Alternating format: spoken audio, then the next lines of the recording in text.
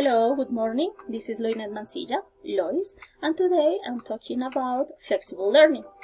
What flexible learning is?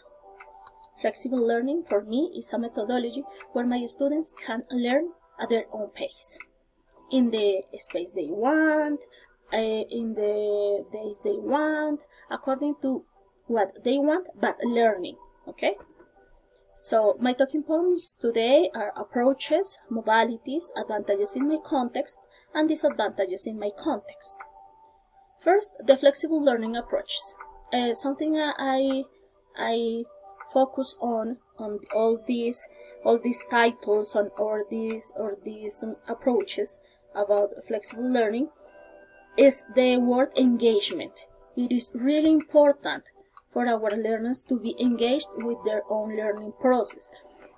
If they are not committed with their own learning process, flexible learning is not going to be useful for them. For example, the approaches are focused on, for example, the experiences, the styles, the time, the place, the pace, the interaction with tutors, the interaction with peers, okay? The learner connectivity devices, study space, the fulfillment of requirements, the commitment when you get feedback, or how you take advantage of the institution services.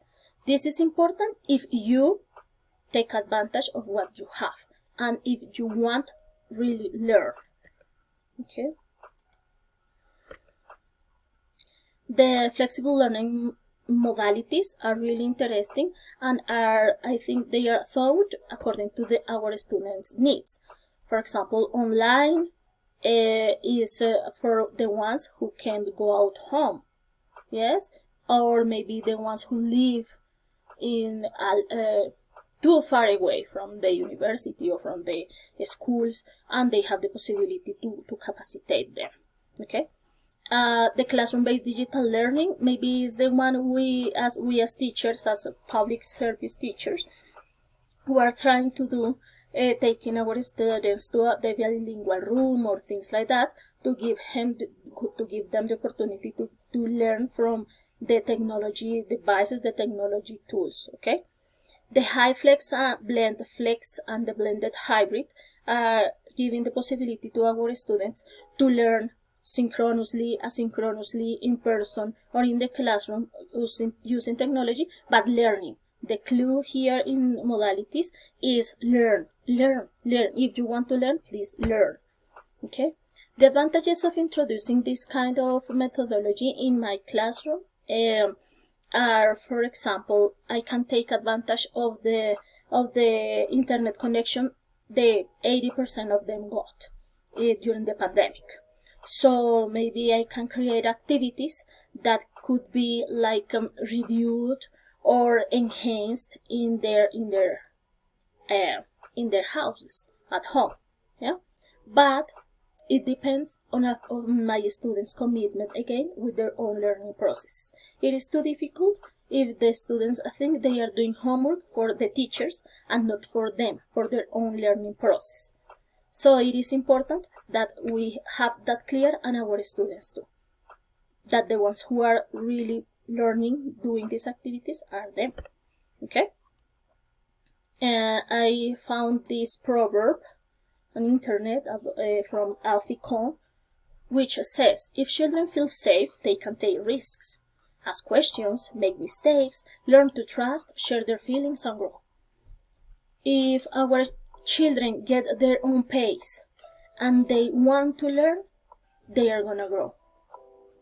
They are gonna grow if they focus and give some time to their own processes.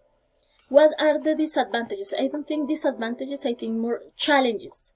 For example, the technological difficulties. Not all our students know how to use the technology things or the websites, or have the connectivity to enhance some, for example, asynchronous activities at home. And the second thing is that sometimes those activities are given for free for our students, and they are not qualified or evaluated. As they are not evaluated, students don't do the activities. So it is important to redefine what homework means. Homework is for the teacher just to get a grade, or is to